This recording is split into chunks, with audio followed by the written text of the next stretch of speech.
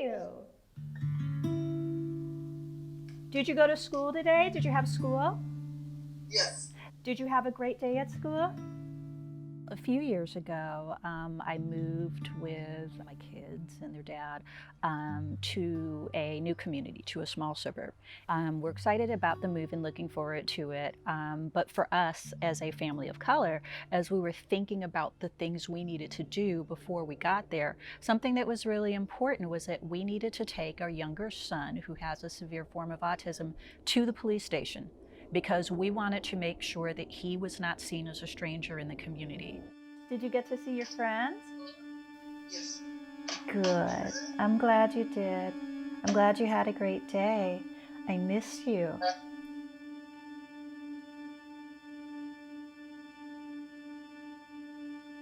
He is a teenager now. He's just a great kid. He is sweet and he's kind, and even though his language is very limited, he's very emotionally expressive. He's very social, likes connecting with people, loves to build, loves to draw, loves to sing and listen to music, and he loves the outdoors.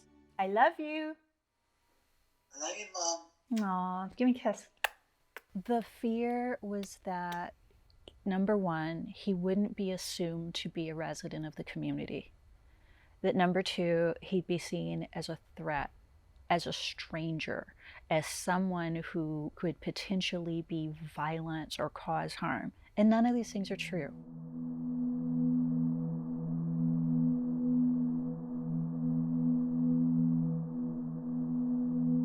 For me as a mother, I had an enormous amount of fear of what could potentially go wrong and the situations that he could be in where he absolutely couldn't protect himself. Being Black and having autism means there's always more to think about.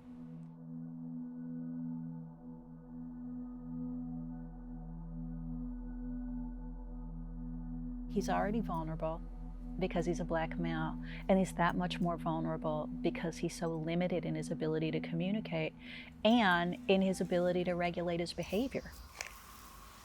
Think about your kind of standard police interaction. Everything's based off vocal cues. When you don't have those communicational abilities, that already puts you in a huge barrier.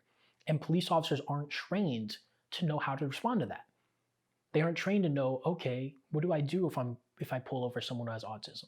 What do I do if I need to make a traffic stop and they can't speak to me? So all of a sudden, they're left stranded, and that scares them.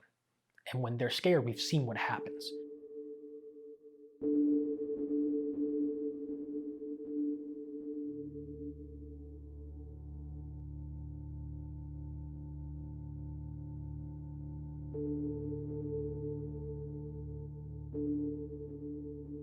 I truly believe that law enforcement needs better education, specifically around working with vulnerable communities and people who are disabled, specifically developmentally disabled, and even like my son on the more severe end of that.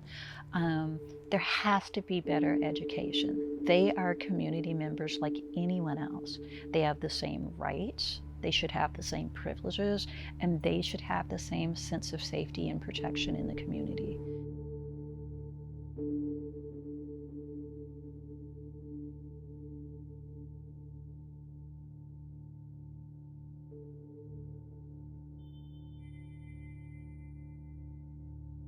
It's not just that he needs there's the risk of additional helplessness because he's a Black male. It's not just because that's a sole isolated factor. You also add the communicational aspect and the fact that he can't verbally respond to the police. He doesn't understand what they're saying. He doesn't understand what his rights are. How can he protect himself? He doesn't understand what his rights are. If they're asking him questions and he doesn't understand what the questions are or doesn't have the verbal ability to answer, how can he advocate for himself? So we made a conscious effort to bring our son to the police station, to introduce him there to, the folks there, let him know who he is, what his limitations are, and what our expectations were for how they treat him in the community. I was pleased that they responded positively to it, but I knew that that couldn't be a justification to let my guard down.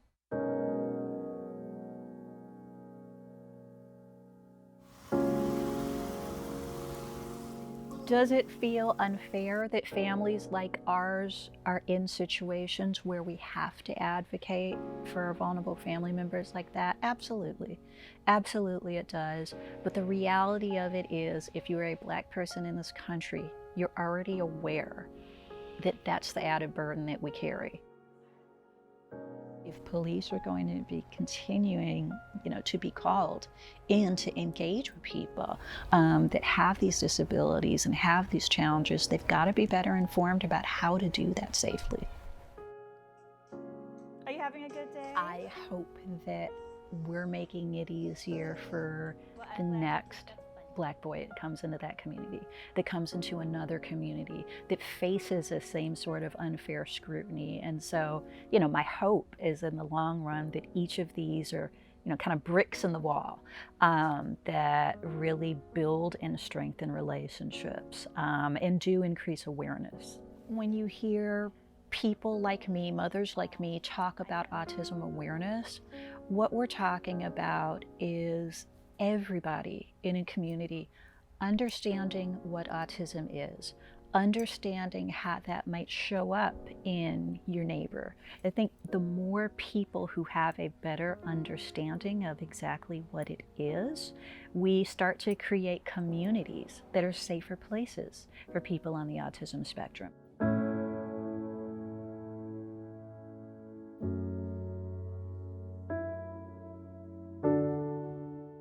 My hope for both of my children, like any mother, I want them to live full lives, happy lives, productive lives, and to be safe, and to truly believe that any opportunity they want is theirs for the taking. Bye-bye, Mom. Oh, I love you. Bye-bye. Real change is going to come through the difficult conversations that I think people are starting to have. Uncomfortable but really important conversations.